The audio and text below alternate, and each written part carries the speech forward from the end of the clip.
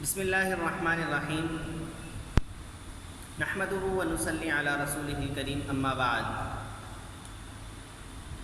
بخاری و مسلم کی روایت ہے، حضرت ابو ہریرہ رضی اللہ تعالی عنہ سے مروی ہے کہ رسول اللہ صلی اللہ تعالی علیہ وسلم نے فرمایا کہ جب رمضان المبارک کا مہینہ آتا ہے تو جنت کے دروازے کھول دیے جاتے ہیں اور جہنم کے دروازے بند کر دیے جاتے ہیں اور سرکش شیاطین کو قید کر دیا جاتا ہے۔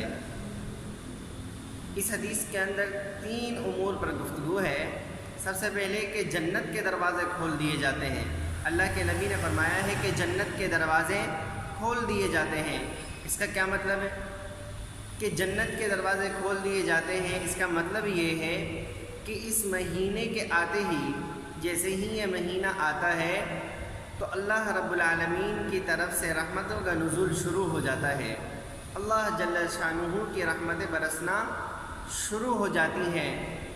جب بندے پر اللہ کی رحمتیں برستی ہیں، اللہ کی رحمتیں اترتی ہیں، تو اللہ تعالیٰ کی طرف سے بندے کو نیک اعمال کرنے کی توفیق ملتی رہتی ہے، جس کی وجہ سے وہ نیک اعمال کر لیتا ہے اور جنت میں جانے والے اعمال کرنے کی بنا پر وہ جنت میں جانے والا بن جاتا ہے۔ تو اللہ رب العالمین کے رحمت کے سبب وہ جنت میں جانے والے اعمال کرنے لگتا ہے اور یہی جنت میں جانے کا سبب ہو جاتے ہیں، جنت میں جانے والے اعمال۔ تو مطلب یہ ہے کہ جنت کے دروازے کھل جاتے ہیں، مطلب ایسے اعمال کی توفیق ملتی ہے رب العالمین کی طرف سے کہ جنت میں جانے والا بندہ بن جاتا ہے۔ دوسرے نمبر پر بات آئی کہ جہنم کے دروازے بند کر دیے جاتے ہیں۔ تو اس کا کیا مطلب ہے؟ اس کا مطلب یہ ہے کہ انسان رمضان المبارک کے مہینے میں ایسے کاموں سے بچتا ہے کہ جو جہنم میں جانے کا ذریعہ ہو جائیں، برائیوں سے، گناہوں سے، خطاؤں سے، کبیرہ گناہوں سے، لغزشوں سے بچتا رہتا ہے، چھوٹے بڑے گناہوں سے بچنے کی کوشش کرتا ہے کہ رمضان کا بابرکت مہینہ اور یہ بڑا حرمت والا اور بڑا ہی برکتوں والا اور بڑا ہی ادب والا مہینہ ہے۔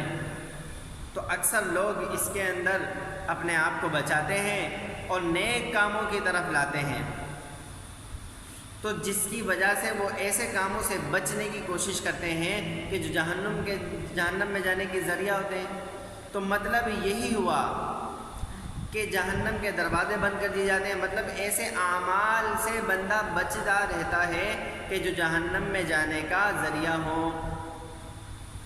اب کبیرہ گناہوں سے بچنے کی تو بندہ خود ہی کوشش کرتا ہے اس مہینے کے اندر۔ رہی بات صغیرہ گناہوں کی، تو رمضان المبارک کے مہینے میں روزے رکھنے کی بنا پر صغیرہ گناہ سارے کے سارے معاف ہو جاتے ہیں۔ یہ میرے رب کی عطا ہے۔ تیسری یہ بات آئی کہ سرکش شیاطین کو قید کر دیا جاتا ہے۔ اس کا کیا مطلب ہے؟ اس کا مطلب یہ ہے کہ سرکش شیاطین کے اندر جو سب سے بڑے اور سرغنہ اور سرکش شیاطین ہوتے ہیں، ان کو زنجیروں سے جکڑ دیا جاتا ہے، قید کر دیا جاتا ہے۔ جب وہ قید ہو جاتے ہیں تو وہ لوگوں کو اس مہینے کے اندر ایسے بڑے بڑے گناہوں پر ورغلانے میں کامیاب نہیں ہو سکتے اور نہ ہی ان کو توفیق ملتی ہے، نہ ہی وہ اس بات پر قادر ہو سکتے ہیں۔ جکڑ جانے کی وجہ سے بندوں کو بڑے گناہوں پر اکسانے کے لیے وہ قادر ہی نہیں ہوتے، جکڑے ہوئے ہیں تو بندہ پھر بڑے گناہوں سے بچ جاتا ہے۔ تو سرکش شیاطین کے قید ہونے کا مطلب یہی ہے۔ نیز یہ بات ہے کہ رمضان المبارک میں روزے رکھنے کی بنا پر انسان کے اندر جو قوت حیوانیہ ہے کہ جس سے گناہ سرزد ہوتے ہیں، برائیاں سرزد ہوتی ہیں، تو وہ قوت حیوانیہ روزے کی وجہ سے مغلوب ہو جاتی ہے، کمزور پڑ جاتی ہے، ٹھیک۔ اور قوت عقلیہ روزہ رکھنے کی وجہ سے، قوت عقلیہ، قوت طاعت جس سے طاعت کی جاتی ہے، وہ قوت بڑھ جاتی ہے۔ جب قوت عقلیہ بڑھ جاتی ہے تو انسان نیکی کی طرف اور نیک اعمال کی طرف زیادہ راغب ہوتا ہے اور گناہوں سے بچنے کی کوشش کرتا ہے۔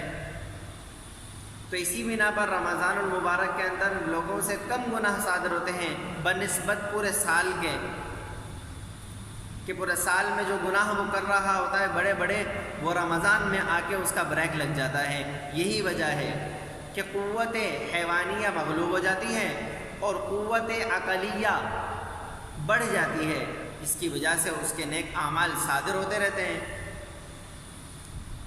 تو رمضان المبارک کے اندر بندہ زیادہ سے زیادہ کوشش کرے کہ گناہوں سے بچے اور نیکیوں کی طرف آئے، جس میں قرآن کی تلاوت ہو، ذکر و اذکار ہو، اور دن بھر کا روزہ ہو، رات بھر کی تراویح ہو، اور پھر اللہ تعالیٰ سے راز و نیاز ہو، تاکہ اس رمضان کی پوری برکتیں اور رحمتیں سمیٹ لے بندہ۔